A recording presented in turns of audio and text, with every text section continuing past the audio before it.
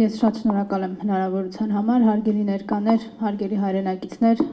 պարոն Դանիելյան, Տիկին Աղաջյանը շատ մանրամասն ու շատ բովանդակային ներկայացրեց, թե ինչ են այսօր իրենցից ներկայացնում միջազգային կառույցներն ու միջազգային գործընկերները քաղաքական նպատակահարմարության ու քաղաքական առուծախը, որը ներառում է այսօր Հայաստանի Հանրապետության քաղաքացիների իրավունքներն ու պարտականությունները, կարծում եմ այլևս այնքան խոսուն են, որ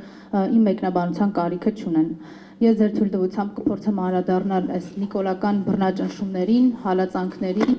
ֆիզիկական հաշվեհարդարին, նաև սպառնալիքներին, որոնք այսօր Հայաստանի Հանրապետության իրականությունն են, եւ մարդիկ, ովքեր չեն խոսում այս իրականության մասին, կամ անկեղծության խնդիր ունեն, կամ խիզախության,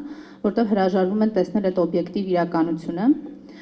Այս օբյեկտիվ իրականության մեջ շատ կարևոր է նաև այն ժամանակագրության ընդգծումը, որը կա, որովհետև որքան էլ տարօրինակ թվա, բայց նիկոլական իշխանազավթումը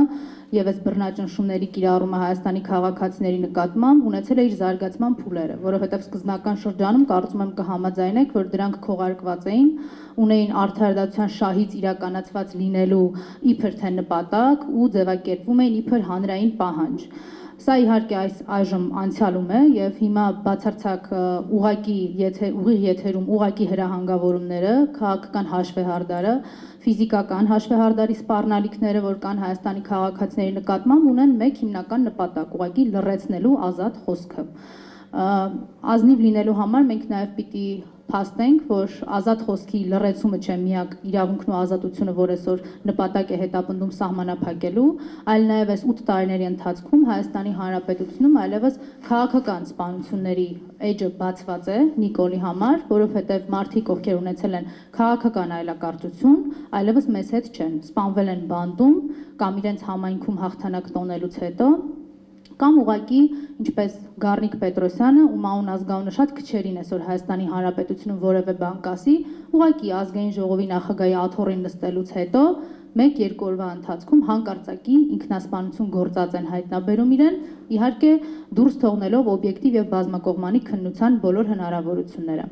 Այս ժամանակագրությունը մեզ հնարավորություն է տալիս հասկանալու, որ մեթոդներն ու եղանակները իհարկե նիկոլական իշխանությունների փոխվել են, բայց բռնաճնշումների էությունը մնացել է մեկը, իր հոգին ըստ էության իր իսկ ասած բառապաշարով փառավորվում է այն ժամանակ, երբ կա Հայաստանի Հանրապետության քաղաքացիների ոտնահարված իրավունքներ եւ ազատություններ։ Այս ամեն ինչի սկիզբը ցավոք ոչ 3 էր, ոչ հունիսի 7-ը եւ ոչ էլ ամենևին հետպատերազմյան ժամանակահատվածը, որը կարող ենք բնութագրել իբր անկայունությունների եւ արտաքին մարտահրավերների համար առավել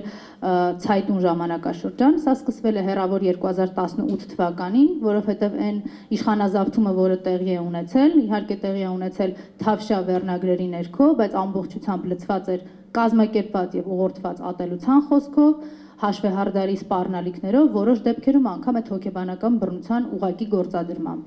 Մենք որպես հասարակություն թույլ տվեք ասեմ, որ բավականաչափ միամիտ ենք գտնվել եւ կարծում ենք, որ 2018 թվականին սկիզբ առած ատելության մթնոլորտը սահմանափակվելու է այս կամ այն քաղաքական խմբի կամ միգուցե քաղաքացիական միավորումների շրջանակներում եւ օրինակ միամիտ ենք այնքան, որ մտածենք, թե անձեռմխելություն ունեցող անձանց նկատմամբ կարող է այդ